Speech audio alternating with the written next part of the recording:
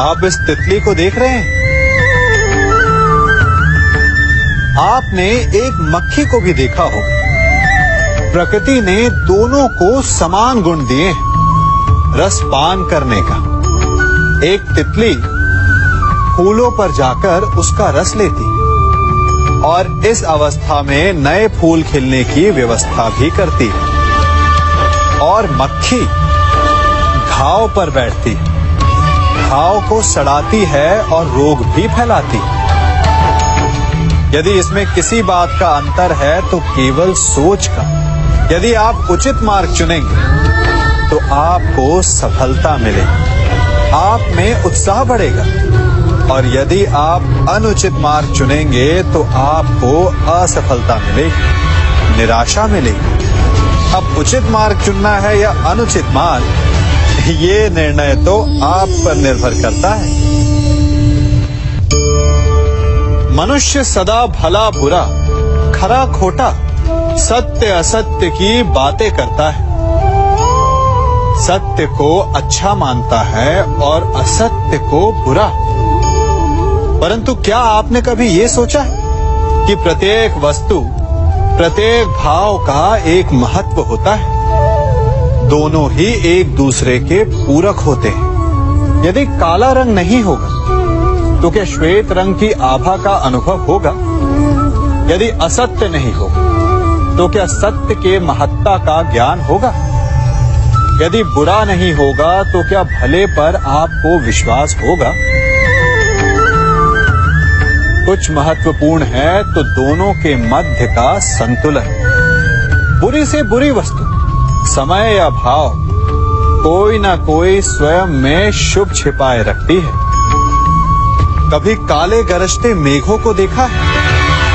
उसके किनारे भी एक स्वर्णिम आभा होती है। उसी प्रकार यदि आपके जीवन में बुरा समय आए तो आपको अपने सच्चे मित्रों की पहचान हो जाती है। तो बुरे समय में निराश ना हो, उसमें भी कुछ शुभ खोजने का प्रयास करें और धीरे धीरे सब कुछ आपके जीवन में स्वतः शुभ हो जाएगा। संसार में सबसे महत्वपूर्ण क्या है? दृष्टि या दृष्टिकोण, समझ या सोच? सामान्यतः मनुष्य की दृष्टि और सोच में अधिकतर वो वस्तु, वो घटनाएं, वो भाव श्रेष्ठ हैं जो हमें आनंद दे, और जो हमें आनंद नहीं देते उन्हें हम दुखदाई मान लेते हैं। परंतु दृष्टिकोण और सोच को यदि एक भिन्न कोण से देखें तो परिस्थितियां भिन्न सिद्ध हो सकती हैं। जिस प्रकार भीषण गर्मी हमें सुहाती नहीं, परंतु वही गर्मी सागर और नदियों के जल को वाष्पित करती है और हमें मनोरम वर्षा का आनंद देती है, उसी प्रकार भीषण परिश्रम के पश्चात हमें सफलता मिलती है, इच्छा के पश्चात हमें हमारा लक्ष्य मिलता है। तो सदा स्मरण रखिएगा कि दुख और पीड़ा से भागे नहीं, क्योंकि यही भविष्य में आने वाले सुख का मूल है। जब भी आपने यात्रा की होगी तो अवश्य अपने मार्ग के आसपास कुछ रिक्त स्थान देखे होंगे, कुछ खेत देखे होंगे, कोई ना कोई भूमि का टुकड़ा अवश्य देखा होगा। कुछ स्थान ऐसे होते हैं जहां पेड़ लगे होते हैं, जहां माली बड़े प्रेम से उन्हें बोता है, उन्हें सींचता है। और कुछ स्थान ऐसे भी होते हैं जहां बिना माली के खरपतवार उग जाते हैं, कुछ अन्य पौधे उग जाते हैं। माली द्वारा उगाए वृक्ष हमें ठंडी छाया देते हैं, हमें फल देते हैं, ईंधन के लिए लकड़ियां देते हैं। और बिना परिश्रम के उपजित खरपतवार यदि कुछ करते हैं तो ये कि वो भूमि को बंजर बनाते हैं। हमारा मन भी रिक्त भूमि की भांति होता है। यदि अपने परिश्रम से उसमें सुविचारों के बीज डालोगे तो फलदायक विचार उपजेंगे, और यदि उसे रिक्त छोड़ दिया तो खरपतवार की भांति अनुपयोगी विचार आपके मन को अपना घर बना लेंगे। आपके मन को मैला कर देंगे, उसे बंजर कर देंगे। अब निर्णय आपका है कि आपको सुविचार देने वाला मन चाहिए या कुंठा देने वाला। जल प्रकृति को इस संसार की सबसे अनूठी देन है। वो महासागर में भी मिलता है और मीठे तालाब में भी, वो पवित्र गंगा में भी होता है और दुर्गंध आती नाली में भी। हम तालाब और नदी को सम्मान इसलिए देते हैं क्योंकि उसका मीठा जल हमारी प्यास बुझाता है, परंतु सागर का जल पीने योग्य नहीं होता। इसीलिए कभी कभी हम उसे उतना महत्व नहीं देते और नाली के जल को हम हे दृष्टि से देखते हैं। तो क्या ये उचित है? हमारे संबंध भी इसी जल की भांति होते हैं। जिस संबंध से हमें लाभ ना हो उससे हम दूर हो जाते हैं। कभी ईर्ष्या के कारण, कभी अहंकार के कारण उस संबंध को तोड़ देते हैं। तो क्या संबंध को तोड़ देना उचित है? तनिक विचार कीजिए। माना कि सागर का जल फसल नहीं दे सकता, परंतु मोती तो देता है। माना कि नाली का गंदा जल हमें किसी भी कार्य के लिए उपयुक्त ना लगे, परंतु वो भी कहीं लगी अग्नि को बुझा सकता है। ठीक इसी प्रकार प्रत्येक संबंध कहीं ना कहीं किसी न किसी परिस्थिति में उपयोगी हो सकता है।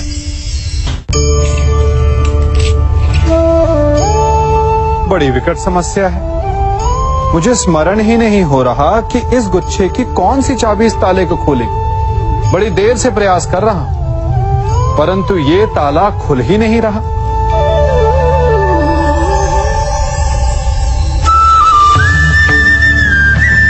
ऐसी परिस्थिति में आप क्या करेंगे?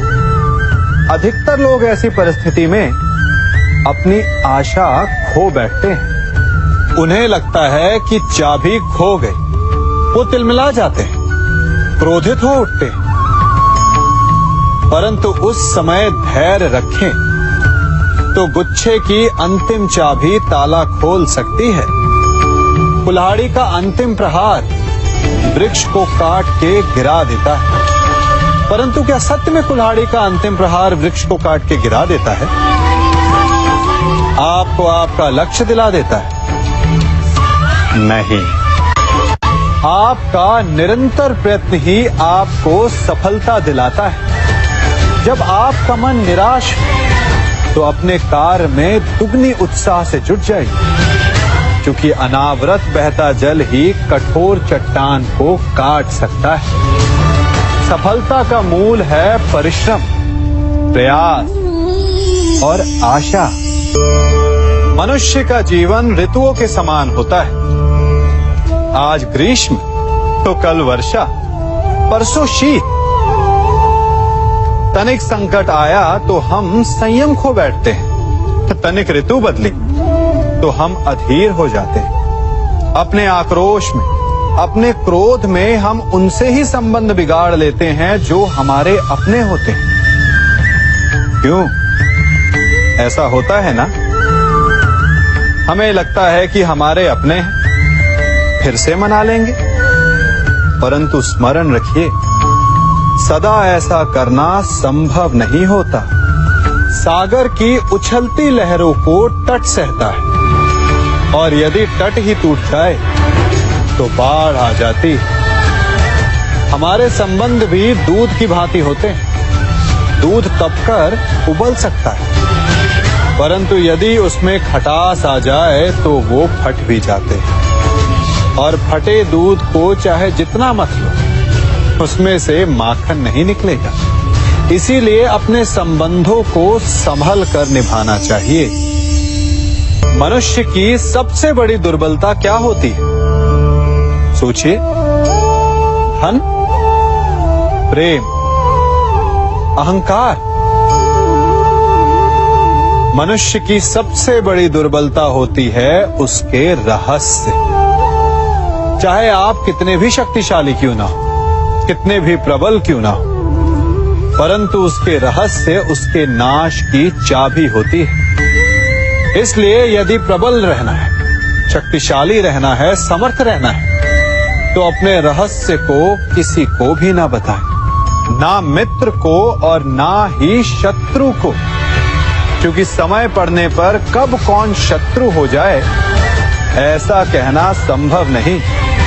विभीषण को रावण के अमृत कुंड का ज्ञात था, इसीलिए प्रभु श्री राम रावण का वध करने में सफल हो सके। इसलिए उचित यही है कि आप अपने रहस्य को स्वयं तक ही सीमित रखें। मनुष्य का मन बड़ा विचित्र होता है, कल्पना में ही विकास करता है, संपन्न भविष्य का स्वप्न देखता है और कल्पना में ही जो नहीं हुआ उससे भय खाता है। और यही भय मनुष्य का सबसे बड़ा शत्रु है। हमारे भविष्य के मार्ग में, हमारे आनंद के मार्ग में सबसे बड़ी बाधा है। अब आप लोग मुझसे पूछेंगे कि इसका तोड़ क्या है, भय से मुक्ति कैसे पाई जाए? तो ये प्रश्न आप स्वयं से पूछिए। तनिक सोचिए, जब आप एक सुंदर भविष्य की कामना करते हैं तो उसे पाने के लिए आप परिश्रम करते हैं ना? ठीक उसी प्रकार भय से मुक्ति पाने के लिए आप उससे लड़ जाएं और उसका निवारण आपको स्वतः ही मिल जाएगा। इसलिए जब भी भय आपको सताए तो उससे भागे नहीं, उससे घबराए नहीं, क्योंकि भय का काम ही होता है आपको भयभीत करना। इसलिए जब भी भय आप पर आक्रमण करे तो आप भी उस पर पहले ही आक्रमण कर दें।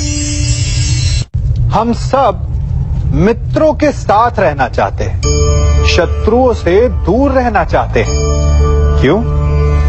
क्योंकि हमें जीवन में आनंद पाना है, जीवन में आगे बढ़ना है, स्वयं को संपन्न देखना है। और यदि किसी से भी आप पूछेंगे कि जीवन में सफलता पाने के लिए सबसे अधिक आवश्यकता किसकी होती है, तो हर एक आपको लगभग एक ही उत्तर देगा। सफलता प्राप्त करने के लिए आपको सच्चे मित्रों की आवश्यकता होती है। परंतु यदि आपको और अधिक सफल होना है तो आपको केवल मित्रों की नहीं, शत्रु की अधिक आवश्यकता है। अब आप कहेंगे, ये मैंने कैसी बात कर दी? तनिक स्वयं सोचिए। जब भी संकट आता है तो मित्र क्या करते हैं? आपकी सहायता करने के लिए आपके साथ खड़े हो जाते हैं। और संकट के समय में शत्रु और बड़ा संकट बनकर हमारे समक्ष खड़े हो जाते हैं। मित्र हमें सहायता देते हैं, अपनी शक्ति देते हैं, परंतु शत्रु आपके भीतर छिपी शक्ति को बाहर लाता है, आपको और अधिक बलवान बनाता है। संगति या साथ, मित्र और साथी मनुष्य के व्यक्तित्व के लिए सबसे महत्वपूर्ण होते हैं। अब आप कहेंगे, ये कैसे? मनुष्य अवश्य अपने व्यक्तित्व के लिए उत्तरदायी होता है, परंतु मनुष्य संगति में ना चाहते हुए भी उसका व्यक्तित्व संगत की भांति हो जाता है। इन पात्रों को देख रहे हैं, मध्य में जल रखा है, इसमें दूध है और इसमें मलिन कीचड़ रखा है। यदि मैं इस जल को इस दूध में मिलाता हूं तो ये जल दूध बन जाता है, और यदि इसी जल को इस मलिन कीचड़ में मिलाता हूं तो क्या हुआ? ये जल कीचड़ बन गया। ऐसी कोई युक्ति नहीं कि जल बिना घुले मिले दूध या कीचड़ में अपना अस्तित्व बनाए रखे या उनसे अलग रहे। और ठीक ऐसा ही मनुष्य के जीवन में भी होता है। यदि एक गुणहीन व्यक्ति गुणवानों की संगत में बैठे तो उसे भी गुणवान समझा जाता है। सम्मान का पात्र समझा जाता है, और यदि एक गुणवान व्यक्ति गुणहीनों की संगत में बैठे तो उसे भी तिरस्कार मिलता है। इसलिए अपने जीवन में सदैव संगति सोच समझकर सावधानी से चुनिएगा। कभी खेत में किसी किसान को खेती करते देखा है? वो उसे सींचता है, उसे जोतता है, पशु पक्षियों से खेत की फसल की रक्षा करता है, परंतु एक बात का वो सबसे विशेष ध्यान रखता है कि कहीं खेत में खरपतवार ना उग जाए, क्योंकि एक खरपतवार खेत की सारी फसल को नष्ट कर सकती है। ठीक उसी प्रकार यदि वंश की कोई संतान खोटी निकल जाती है तो वो समूचे वंश का सर्वनाश कर देती है। इसीलिए संतान के लालन पालन में विशेष ध्यान देना आवश्यक होता है, क्योंकि संतान वो फसल होती है जो वंश के आने वाले समय को महान बना सकती है या फिर वंश का पतन भी कर सकती है। मनुष्य भी बड़ा विचित्र प्राणी है।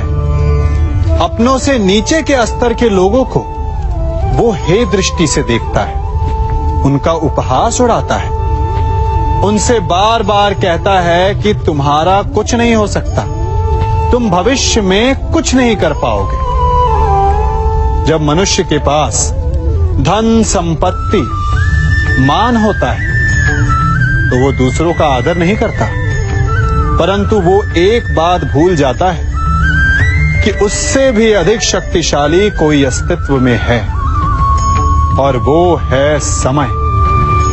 काल काल अपना चक्र कब बदलेगा ये कोई नहीं जानता। समय अपनी करवट कब लेगा ये कोई नहीं जानता। कोयला भी समय के साथ साथ हीरे में परिवर्तित हो जाता है। इसलिए जीवन में कभी भी किसी का भी उपहास नहीं उड़ाना चाहिए। देख रहे हैं इसे? ये रेत है। कहा जाता है कि इसे आप मुट्ठी में बंद करके नहीं रख सकते। क्यों? क्या इसका स्वभाव ही ऐसा है, या हमारे हाथों में इतनी सक्षम शक्ति नहीं कि इसे मुट्ठी में बंद करके रख सके, या फिर इसका स्वरूप ही ऐसा है कि ये फिसल ही जाएगी। कदाचित इसीलिए कहा जाता है कि आप रेत को मुट्ठी में बंद करके नहीं रख सकते, परंतु मैं आपसे कहता हूं कि आप रेत को मुट्ठी में बंद करके रख सकते हैं। कैसे? इसका उत्तर है, यदि आपके हाथों में पसीना हो तो आप रेत को अपनी मुट्ठी में जकड़ सकते हो। और पसीना कैसे आता है? परिश्रम से, प्रयास से। तो यदि आप परिश्रम से निकले पसीने से आप रेत को मुट्ठी में बंद कर सकते हो, तो ऐसा क्या है जो आप जीवन में परिश्रम से पा नहीं सकते? मान सम्मान, धन संपत्ति, बल, ये सब परिश्रम की उत्पाद है। हम कौन हैं? हमारा अस्तित्व क्या है? हम क्या हैं और क्या बन सकते हैं? ये बड़ा विचित्र प्रश्न है, परंतु उतना ही महत्वपूर्ण भी। मनुष्य सदा अपने वर्तमान प्रारब्ध के लिए अपने अतीत को उत्तरदायी ठहराता है, अपने जन्म को, अपने परिवार को उत्तरदायी ठहराता है। परंतु तनिक सोचिए, एक कमल जो कीचड़ में खिलता है, वही कमल भगवान की मूरत पर शोभित होता है। एक कोयला जिसे कोई भी शीघ्र नहीं छूना चाहता, परंतु वही कोयला धरा का ताप और दबाव सहकर हीरे में परिवर्तित हो जाता है, और वही हीरा मस्तक पर सुशोभित होता है। तो इन उदाहरणों का निष्कर्ष क्या है? इन उदाहरणों का ये निष्कर्ष है कि उससे कोई अंतर नहीं पड़ता कि आपने जन्म कहां लिया। आपके कर्म आपका स्तर निर्धारित करते हैं। हमने कहां जन्म लिया ये हमारे नियंत्रण में नहीं था, परंतु हम कब और कहां अपने जीवन की अंतिम श्वास लेंगे ये अवश्य हमारे नियंत्रण में होता है। तो कर्म कीजिए, अपने जन्म की उलाहना मत दीजिए।